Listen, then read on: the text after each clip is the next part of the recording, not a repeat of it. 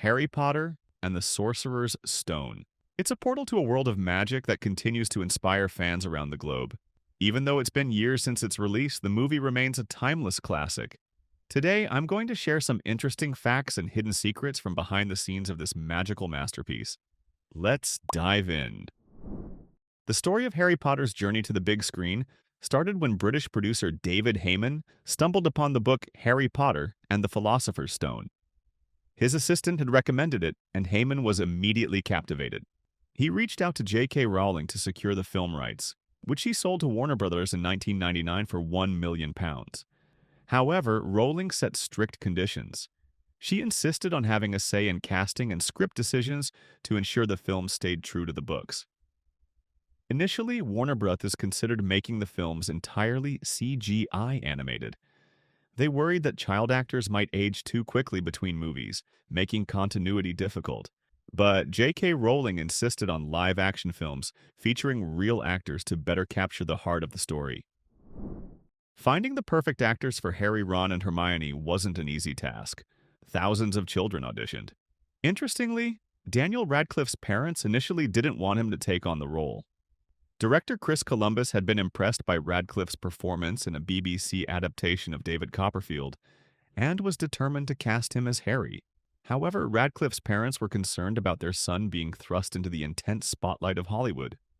Their decision changed after a chance meeting with producer David Heyman and screenwriter Steve Kloves at a London theater. The two passionately reassured them that the film would provide a safe and supportive environment for Daniel. After a meeting with Columbus, the parents were convinced, and Radcliffe went on to become the boy who lived. However, Radcliffe wasn't the only one who could have played Harry Potter. Other young actors were also auditioned, including Tom Felton, who even read the lines for the role of Harry.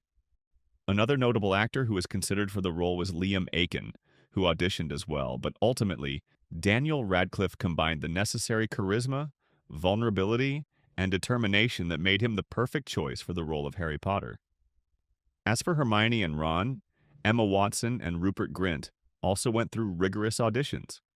Watson stood out for her intelligence and fiery personality, making her the perfect Hermione. Grint, on the other hand, impressed everyone with a hilarious audition tape, where he rapped about why he should be cast as Ron. Together, they formed the iconic trio that brought the magic of Harry Potter to life. Casting wasn't just about finding the right kids. J.K. Rowling was deeply involved in selecting the adult actors, making sure they stayed true to the essence of their characters.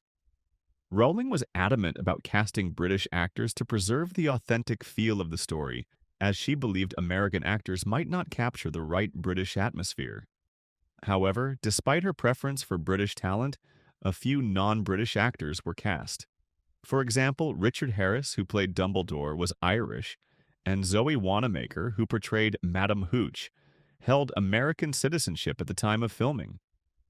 Robbie Coltrane was the first actor officially cast, landing the role of Hagrid. Rowling personally selected him, believing his warmth and humor perfectly matched the lovable giant's character.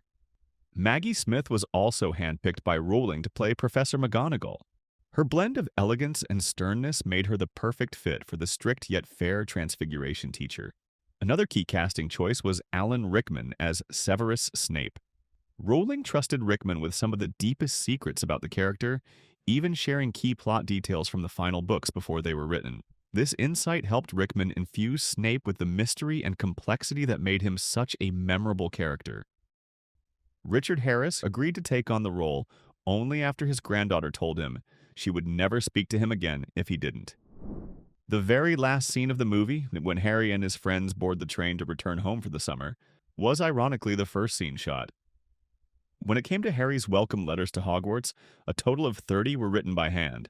The rest were printed or left empty, but they were all made from thinner paper to ensure they could fly easily through the air. While many kids dream of starring in a movie, it's not always as fun as it seems. Take the young cast of Sorcerer's Stone, for instance. They actually did their homework during the school scenes, making their focus and frustration feel all the more real. Speaking of the owls, 80% of them in the movie were real. But when there were multiple owls in a scene, computer-generated ones were added. A funny behind-the-scenes moment was shared by Fiona Shaw, who played Aunt Petunia. During filming, the crew struggled to get the owls to look at her rather than the camera. So, in a rather gross yet ingenious move, they tied a dead mouse to the front of Shaw's apron to attract the owl's attention. David Bradley, who played Argus Filch, took it a step further to get into character. He spent a month alone in a remote Irish cottage, with only his cat for company. This helped him embrace the lonely, grumpy caretaker role. Building the iconic Hogwarts Great Hall was no small feat. The production team used real elements, such as York stone for the floor and elaborate decorations for the tables. But the stunning ceiling we see in the film was entirely created using CGI. In reality, there was nothing above the students except for studio lights. For Hagrid's role, a stunt double who was 6 feet 10 inches tall was used to make him look like a giant. Clever camera tricks and scaling techniques were then used to make Hagrid appear even larger in some scenes. For the feast scenes, all the food was real. Fresh dishes were prepared every 2 days and the vegetables were swapped out twice a day. But under those hot studio lights, the food would quickly spoil, making the set smell terrible. By the sequels, they switched to resin replicas and no one missed the stench. In the books, Hermione is described as having buck teeth and Harry as having green eyes. At first, the filmmakers tried to match these details. Daniel Radcliffe wore green contact lenses and Emma Watson was fitted with fake teeth. But the adjustments didn't last long. Radcliffe's eyes became irritated, and Watson found it hard to speak with the teeth in. In the end, the filmmakers decided to keep things natural. Daniel Radcliffe went through 20 pairs of glasses while filming Sorcerer's Stone. They kept breaking during all the action on set. The Dursleys' home was designed to match their unpleasant nature. Set decorator Stephen E. McMillan chose the most garish and uncomfortable furniture she could find to make it feel as unwelcoming as possible. Some clues in the movie are right in front of you, hidden in plain sight. For example, Neville Longbottom receives a glass remember-all that lights up red when he forgets something. But if you look closely, Neville is the only student not wearing a robe at that moment. During the scene in the Great Hall when Harry feels the sharp pain in his scar after Snape looks at him, there's actually Professor Quirrell seated nearby, facing away from the group. This professor, who is secretly harboring Voldemort, is the true source of the pain Harry feels. In the scene where the cup with Harry Potter's father, James Potters, is shown, you can spot another cup nearby with the name McGonagall engraved on it. This small detail is an interesting hidden gem for observant viewers. As for the scene where Harry asks a station worker about platform 9 3/4, that was no actor you saw. Harry was actually talking to a real employee at King's Cross Station in London.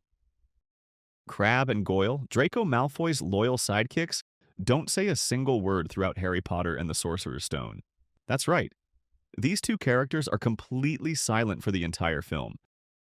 Lastly, Harry Potter never casts a single spell in the first movie.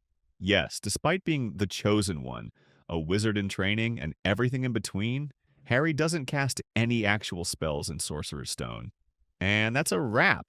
Thanks for watching. Let us know in the comments who your favorite character in the movie is, and which scene made the biggest impression on you. See you in the next video.